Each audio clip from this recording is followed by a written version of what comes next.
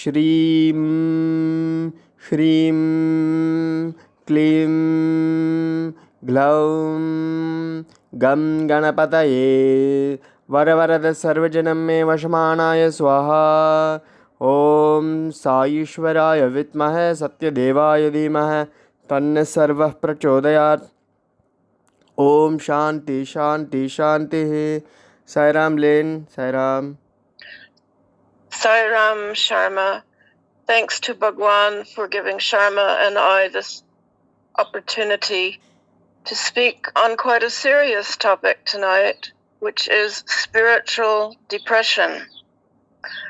I will give 3 examples from interviews in which Swami addressed this topic in different ways and in which I was witness to and copied down afterwards. There was a married couple, sitting at Swami's feet, and Swami asked the wife, "How is your husband?" The wife said, "Swami, he's very happy and he's sitting right there next to me." Swami said, No, his mind is not good. And he began to move his wrist backwards and forwards. Swami said, his mind is not good, his heart is good. You know and I know. We will fix. And he waved his hand and looked upward at the ceiling. I remember looking up at the ceiling, wondering who could be up there. Maybe it is other divine beings. But then I was riveted by the interaction between Swami and this man. Swami proceeded to tell this man the most intimate details of the man's past marriage, how he had neglected his children, how he had spent all his time studying at night science. And Swami said, not good. Science is cart before the horse. Then he created a most beautiful ring for the man and patted his hand. And that was, as the wife related to me, the beginning of that man's transformation. Next, we had a man in our group who was a trained psychologist. Swami said to him, "What do you do?"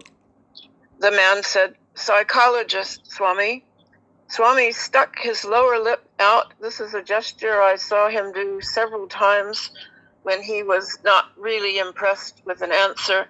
He shrugged his shoulders, spread his hands in this classic what to do expression, and Swami said, "Psychology, useless."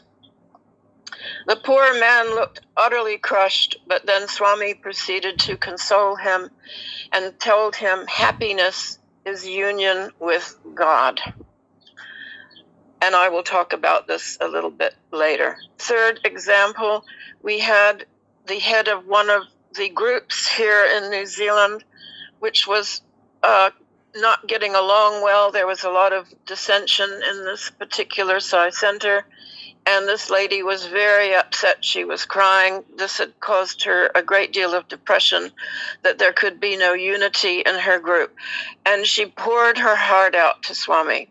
I was sitting at Swami's feet. She was right next to me. Meanwhile, she was on my left, and another devotee from New Zealand was on the right. She was snuggled up against Swami's foot and holding on to his robe, saying, "Swami, I love you. Swami, I love you. I love you. I love you." Meanwhile, this other lady is pouring out all her grief to Swami. And Swami is listening with one ear to the lady who is so depressed, and then with the other ear, he is listening to the lady saying, "Swami, I love you. I love you." Then Swami stood up and he said, "I am giving. And he walked through the curtain that leads to the private interview room. We heard all kinds of banging and things falling on the floor, and we thought, what is Swami doing back there? Is he getting out cups of tea or something? But then he came out holding a robe. The lady with the depression brightened up. She held out her hands thinking she was going to get the robe, and then Swami threw it expertly. It landed in the lap of the lady who was saying, "Swami, I love you, I love you, I love you." And this lady had, that was saying, I love you, Swami, she had actually experienced so much sorrow and depression in her life. One of her daughters had been murdered. Her husband had died not too long ago. She had also lost another son to fever and an inflammatory illness. The boy was only 12. So if anyone had reason to be depressed, it was certainly this lady who received the robe. Afterwards, the lady said, Mata Betty, what shall I do with this robe?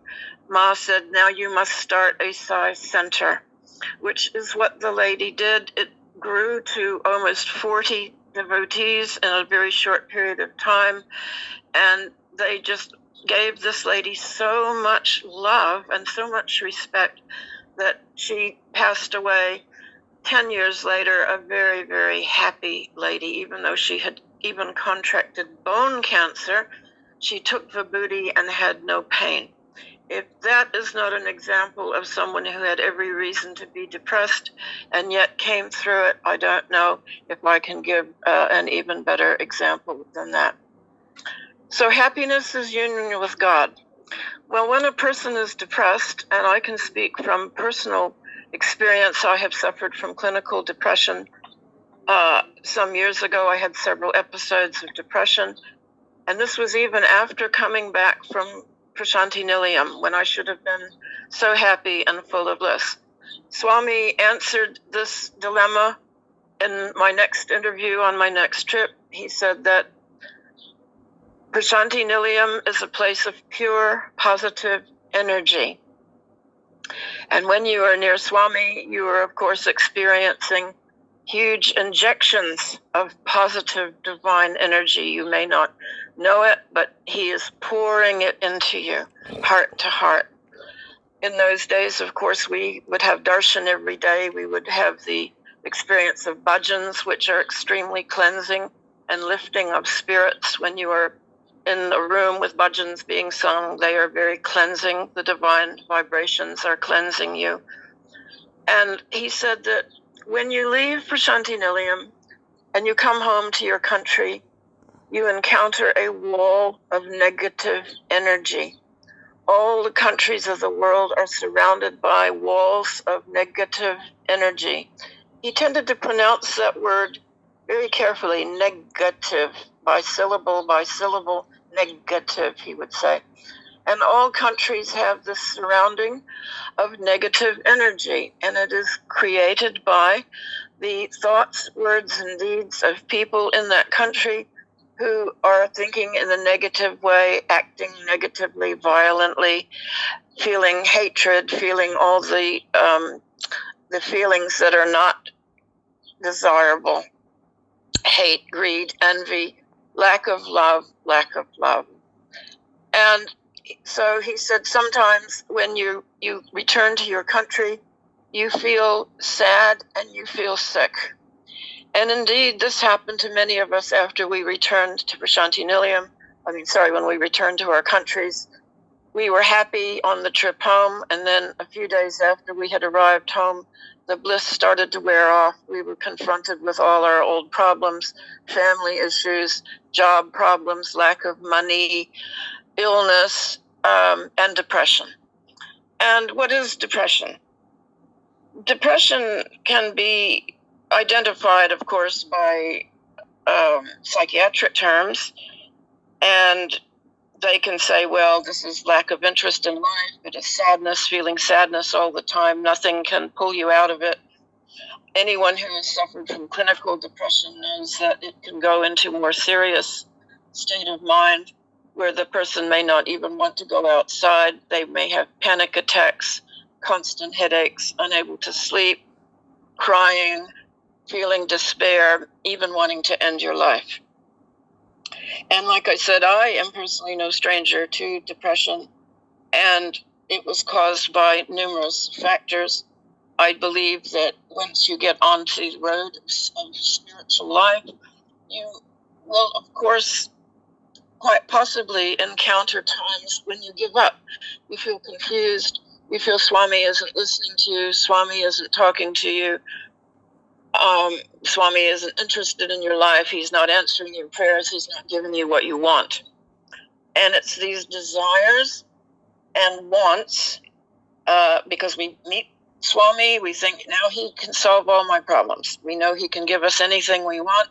He said, I give you what you want in order that you will want what I have to give. What is it that he has to give? He didn't come here to give us rings and interviews and jobs and marriages, all the things that I have heard people ask him for, things that people have even asked me to pray for them, as if they can't pray for it themselves. Well, I won't do that.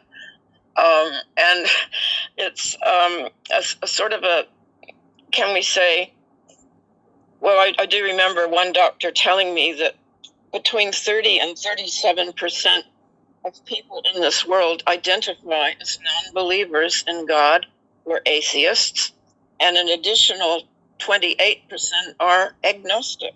What is an agnostic? That is a person who believes that nothing can be known about the existence of God.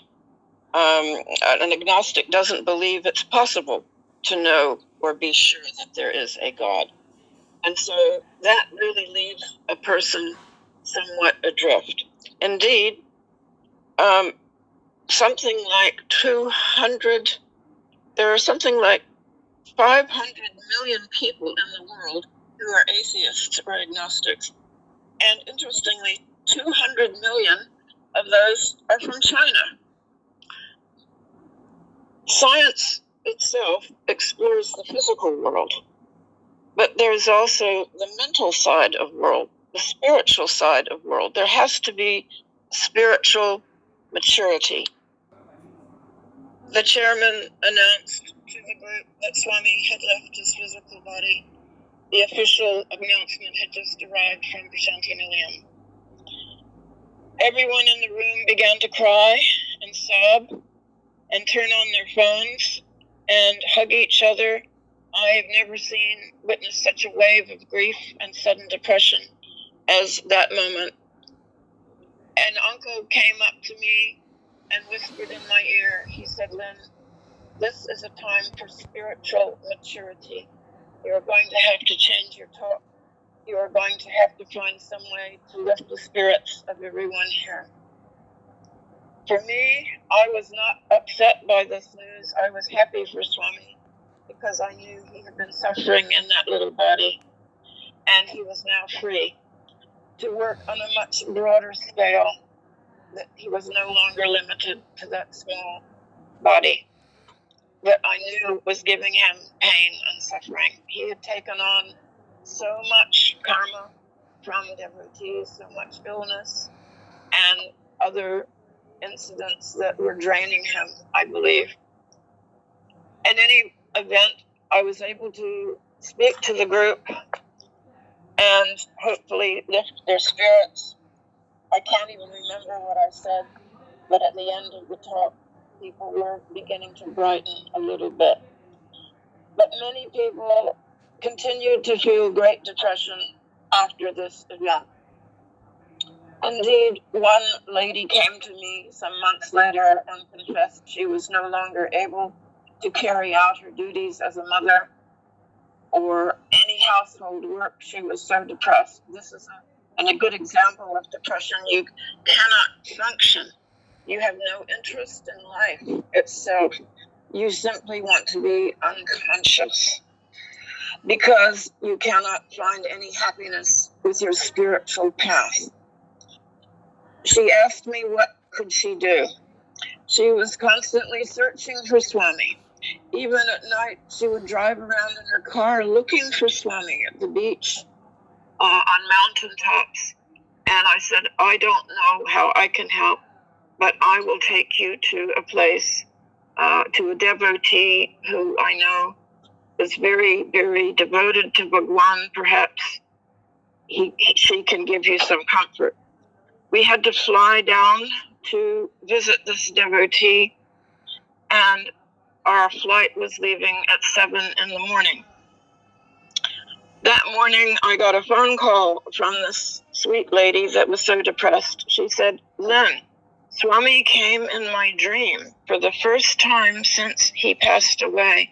He said to me, I will go before you. I will see you there in Wellington, and I will bless you. She was dressed in a beautiful sari. She had all her jewelry on. And I remember thinking, oh, Swami, you really have to pull something out of the hat now. She is expecting to see you. So as we flew down, I was praying to Swami the whole time. Swami, please help this lady. She is so depressed, but you have come to her and told her you are going to see her. So please, Swami. I mean, I expected to see him in full flesh at this devotee's home. Well, we got there.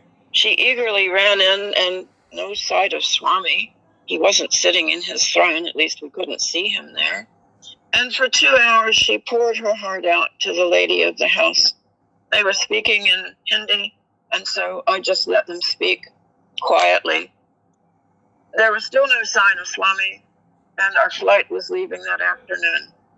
And so the lady of the house took the other lady, the depressed lady, into the kitchen to make her something to eat.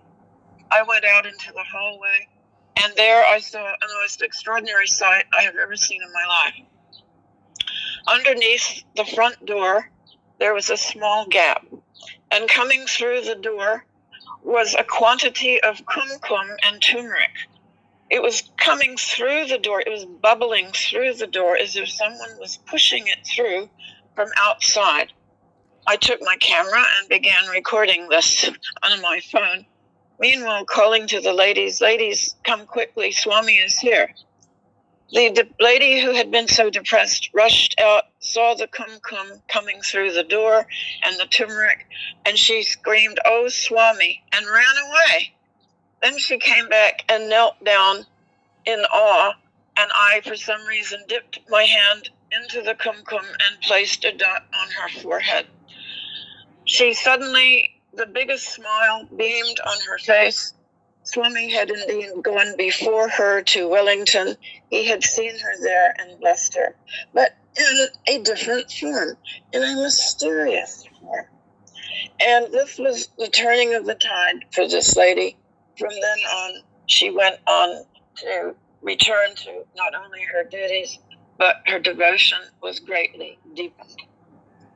When we reach these moments on our spiritual path, when we give up, when we despair, we have to think, why? We have to inquire. Sometimes it takes so much effort to do this. When one is depressed, we just want to roll over, go to sleep, take some medication that will knock us out and make us unconscious. That is certainly how I felt when I was suffering from depression. I felt that Swami had abandoned me. He wasn't answering my prayers. What was I praying for? What was I expecting from him? I was expecting a better job. I was expecting success. I was expecting more happiness in my family life. And none of these things were happening. What were all of these things? They are desires. And it is desires and wants that cause us to feel pain when we don't get what we want.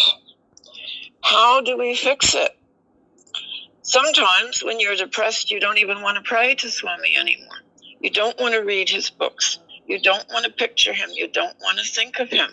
I reached such a low point with my depression that I was ready to end it all. And then I had a dream of Swami that night. He was just looking at me. He wasn't saying anything. He was just looking at me. And I thought, at least he has come to pay me a visit. At least he is thinking of me. I mean, how selfish I was in those days, thinking that at any moment Swami would appear to me, he would wave his hand and make everything okay.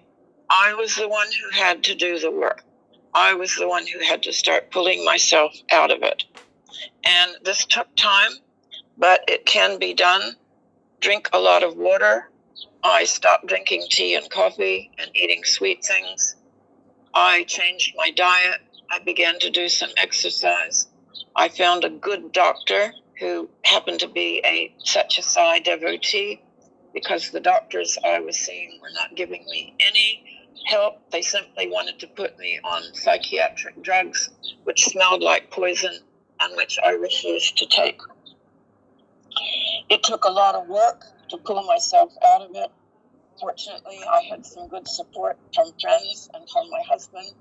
If I hadn't had that, I'm not so sure I would have come out of it. When you're feeling depression, you must talk about it. You must keep speaking and looking for help until you find it. And you must not give up on Swami, because he will never give up on us. And indeed, as I have said in previous talks, Swami told that these times that we are in now, a great deal of cleansing is going on in every spiritual heart, and this will not be pleasant for many. He said that these times that we are in right now are a precursor to the golden age. And he said there will be much mental distress, much depression, much mental anguish. Why? It is because of agony of being separated from God. This is what spiritual depression is really about, our agony at being separated from God. Our higher self knows that we must find our way back to God. Unity with God is what brings true happiness, not the things that we want, not the things that we think we deserve. Once that we have abandoned ourselves and surrendered ourselves, hold on to his feet for dear life was the advice he gave Mata Betty for when these times come. Everything will be all right. I suggest getting a photo of his feet. Begin to worship his feet. Imagine yourself holding on to his feet and let go of all your preconceived ideas of what is best for you. There are quite a number of steps that you can go through. First of all, you have to say to yourself, there is a God. There is a God. Yes, God exists. How do you know this? Because you're breathing, because you have breath. You're alive. You're not dead.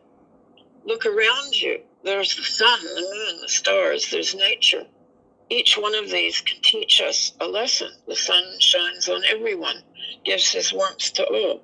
The mountain stands there impervious to snow, to wind, to rain. The orange is both bitter and sweet. The rind is bitter, but the inside is sweet. Know that life is both bitter and sweet.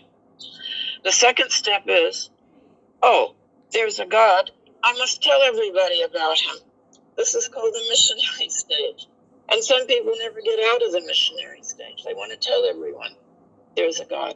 But you must move on. You must see yourself as a child of God, curled up in the palm of his hands. You depend on him for everything and all. You do nothing. He does everything. Next step is, God is my dearest friend. You talk to him all the time. You see him with you all the time. You rely on him for your happiness. And finally, the final step, God and I are one. Swami and I are one. There is no difference between us. He is within me. I am a cell in him. God and I are one. This is union with God. Only then can we escape spiritual depression.